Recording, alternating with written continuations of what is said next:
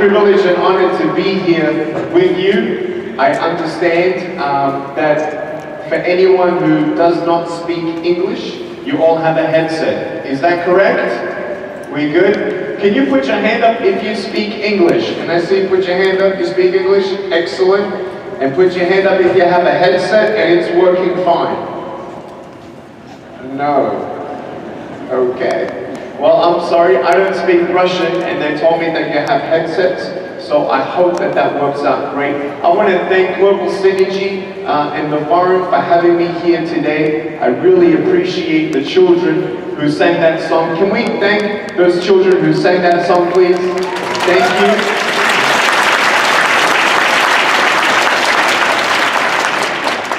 I want to say today that I don't know who you are and I don't know what challenges you have, but not all challenges are bad. There are times in life where things happen that you don't understand how you're going to overcome some obstacles. You don't know how to overcome some fears. And I hope that today, with the spirit of entrepreneurship, that you're inspired to not see challenges just as a bad thing, but to see challenges as a good thing at times.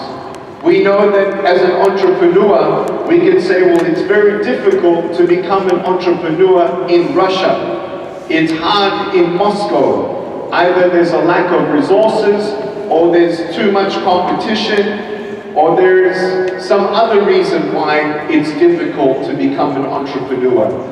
I don't say that I'm personally an entrepreneur as a primary thing or career, but I'm first of all a father, I'm second of all a family man with my husband, role with my wife Kanae. I love my children and I love my wife very, very much.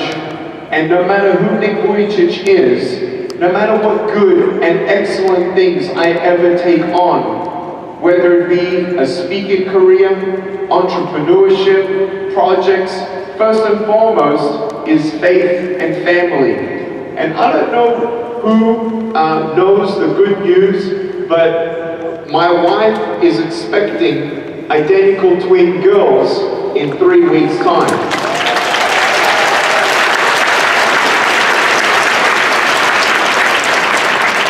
We already have 2 boys, 4 and 2 years old, Kiyoshi and Dayan, and they're already taller than me. And I used to be somebody who, oh, there they are. Yeah, aren't they beautiful?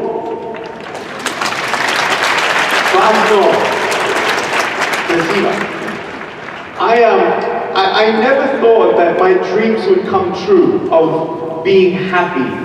I never thought that I would have peace in my heart.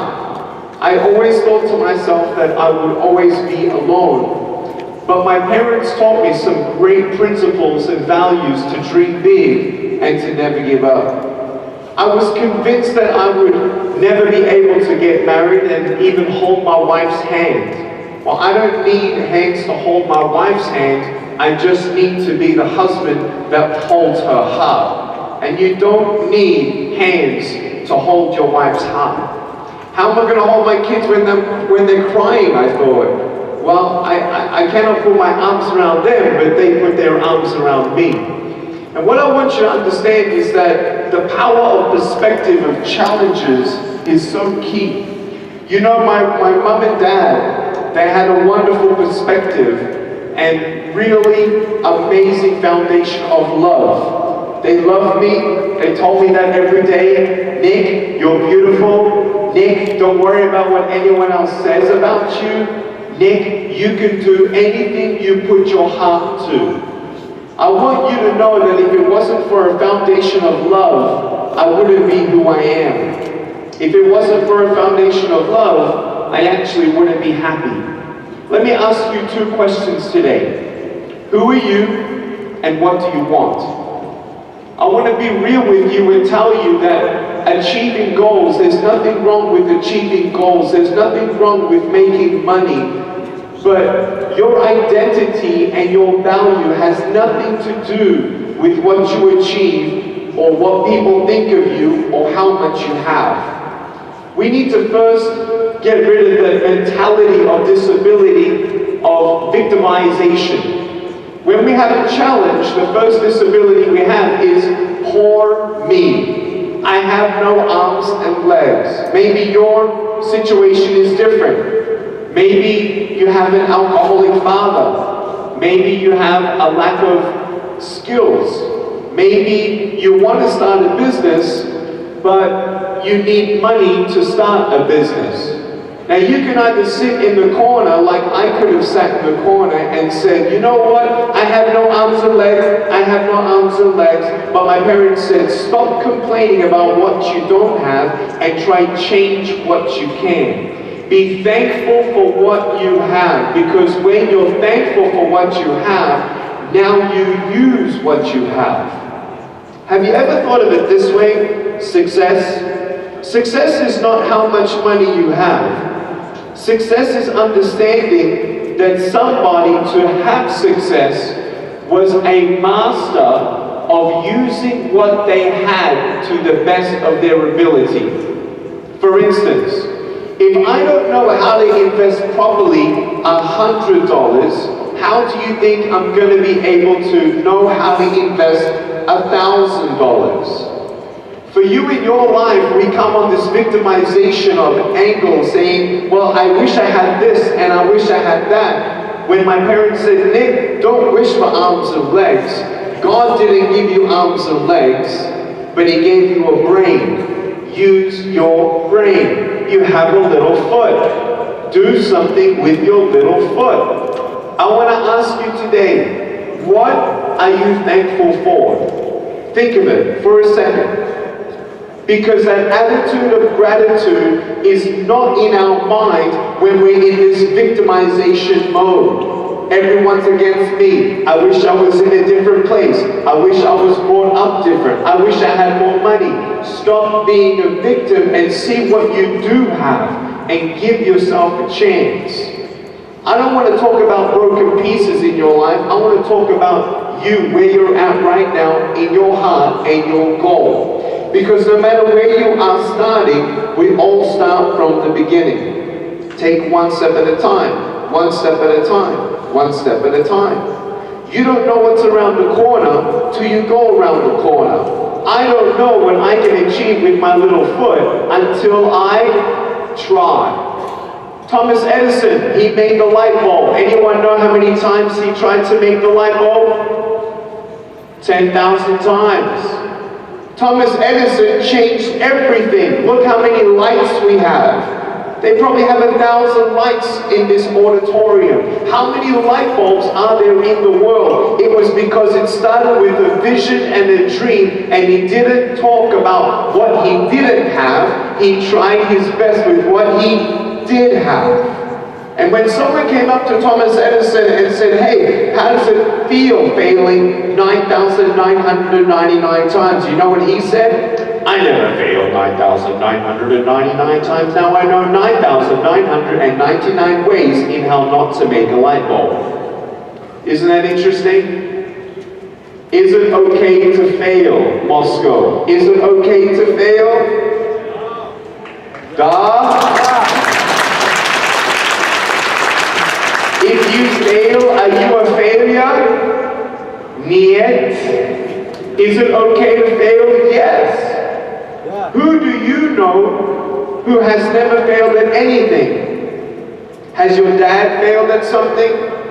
Has your mom failed at something? Have you failed at something? Has your spouse failed at something? We all have something in our life that we go through our ups and downs. If you see my foot, ups and downs, ups and downs, ups and downs. And I want you to know that you need to be your biggest encourager. You can be victimized by people who say, oh, that's your dream and goal? It's never going to happen. Guess what happened when I told my mom and dad that I wanted to be a speaker? You know what she said? What? You want to be a speaker? They said, uh-huh. She said, what do you want to speak about? I said, I don't know. She said, who's going to want to hear you speak? I said, I don't know. She said, are they going to pay for you? I said, I don't know. She said, do you have any invitations? No. How are you going to get them? I don't know. She said, even if you had something to say and someone wanted to hear you speak and they paid you, how are you going to get to the speaking engagement? Good questions, right? Now, it wasn't demeaning from my mom and dad. My mom and dad are very logical. They're very wise. My mom and dad always said, Nick, work hard. Life is not going to be just something that you get given things. You got to do something. Don't be victimized. When I went to the shopping mall and I saw a toy that I wanted, when I said, Mom, I want that, you know, they said, no. Pay for it yourself. But I have no money. Good. Then figure out how you're going to get money. You see, they were not mean to me, but they didn't want me to be a victim, to believe that everything is owed to me. They said to me, your brother Nick takes out the rubbish bin. Your sister is too young. You can do something at the house and get paid. What do you want to do? And I said, you know what? I'll vacuum the floor. At 6 years old, I started vacuuming the floor, walking like this, and holding the vacuum cleaner like this, and go like this. And a week pay would be $2. If I wanted something from the store that costed $15, I'd have to save for 7 weeks or 8 weeks. Do you know what that taught me? It taught me patience. It gave me dignity. It helped me to understand how important it is to save money, to set goals. All of those lessons came from my parents saying no to that toy. Please don't be a person that gives everything your children want. I'm very generous to my children, but I also set goals for them. And I want you to know that those early things that my parents did for me helped me to understand, you know what? I have control over maybe not everything, but I'm going to take control over what I can change. That led me to a financial literacy career.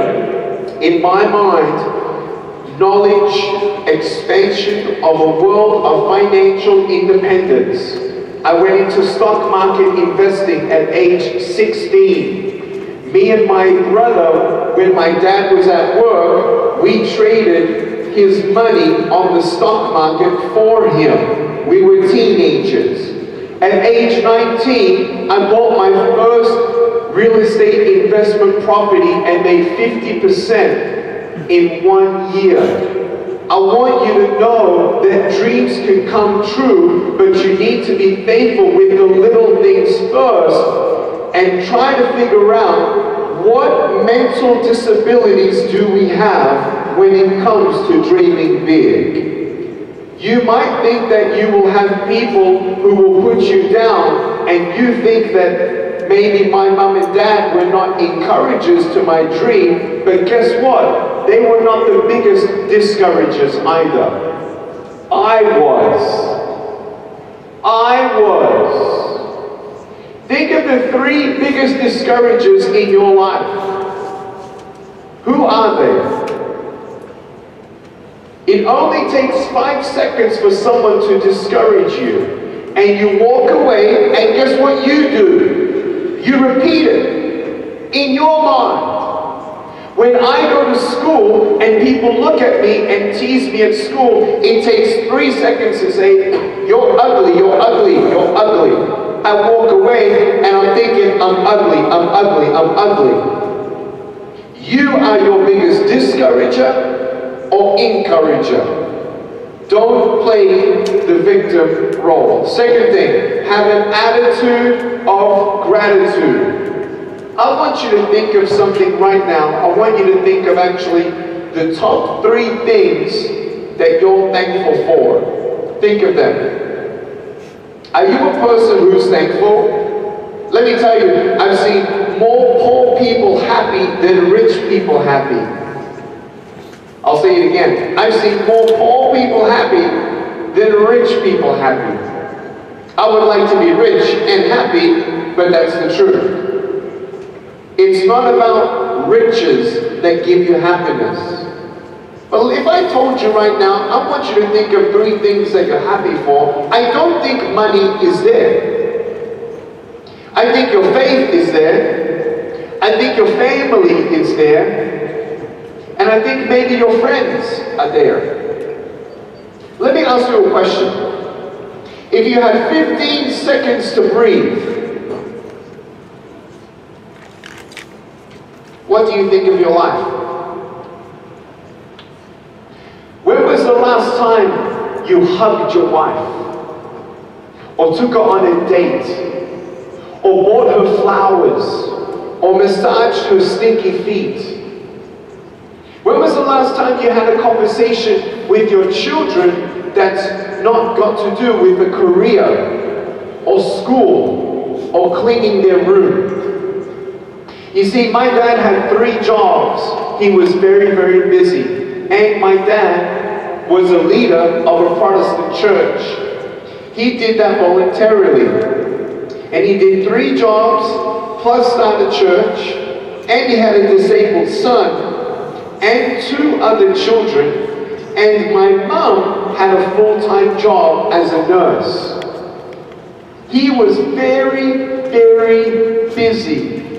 But you know who my dad was to me? Not just my dad. He was not just my role model, he was my friend. And I talk about him in a past tense because 7 months ago, he died of cancer. And I'll never forget the times, he was 62 years old, pretty young, many people say. Yes, very young. But I'll never forget when I was a kid, that he would work so hard. But when he was home, he was home. Like when I go home, I am home. If I take my phone to the dining table, do you know what my wife does? She grabs my phone and puts it on a high bookshelf that I cannot reach. Because when I am home, then I am home. And when I'm with my family, that's my greatest joy. That's my goal. That's my passion. Yes, you must sacrifice some family time for seasons, especially when you're starting a business. But don't let the good and excellent things in this life distract you from the most important things. Because today might be your last day.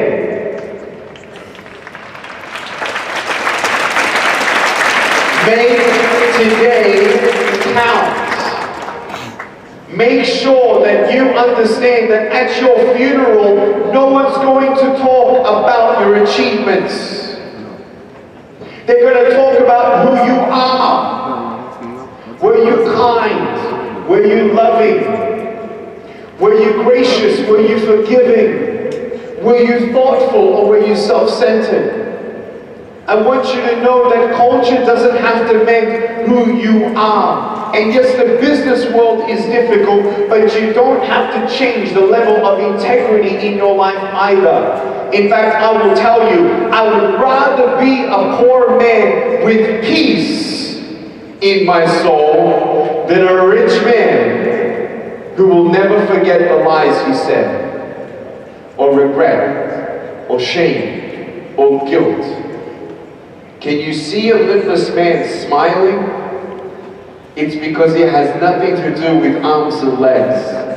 And I'm telling you, young entrepreneurs and older entrepreneurs of Moscow and the future of Russia, your integrity matters. Because who you are and how you do what you do sets the bar and the foundation of this nation. That practices of many countries, I've been to now 68 countries, and there are many business people who believe that it's okay to bend on different integrity levels. I'll tell you right now, the moment you are not integrity as a citizen of Russia, I want you to know that you have stopped the full potential of this country. It is with integrity that we do everything we do, and that's life.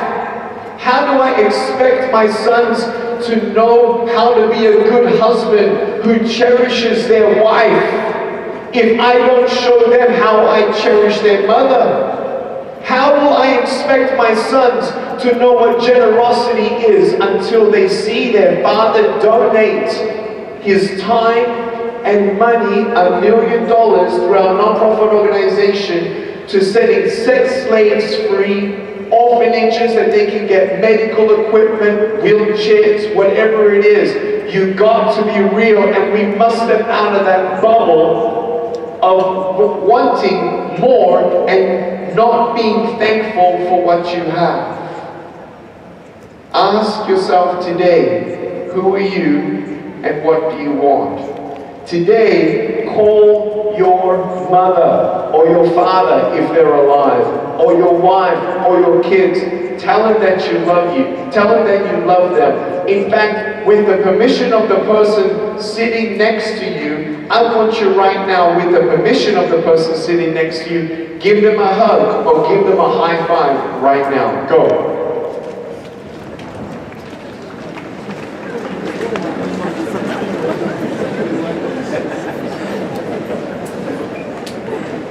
We're going to do something a little different. Are you ready? Master, are you ready? Okay, ready?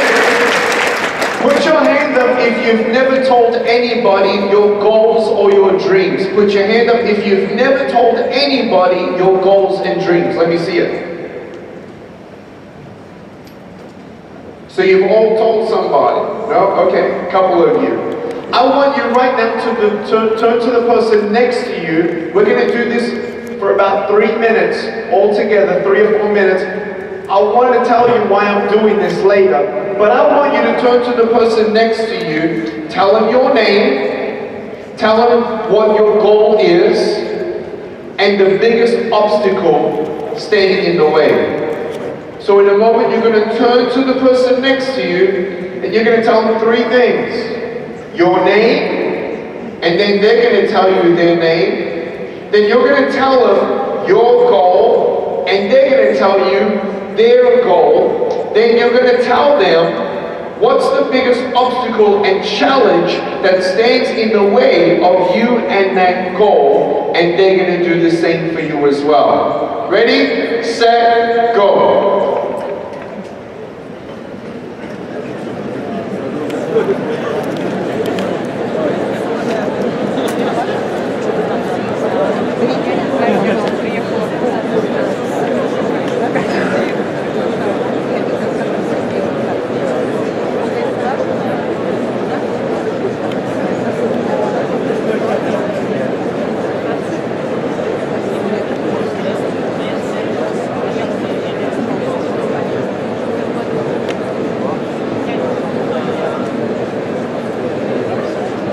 Should be onto the goals by now.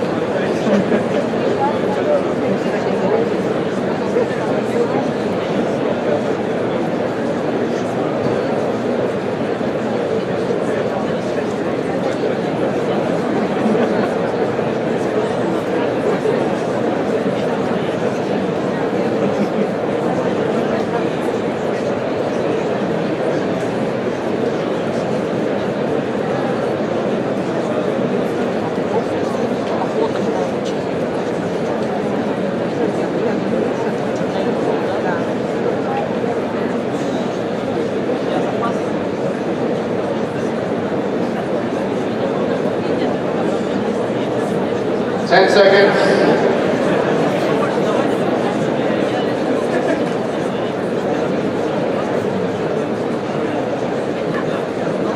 Great. Spasiba. Was that a healthy exercise?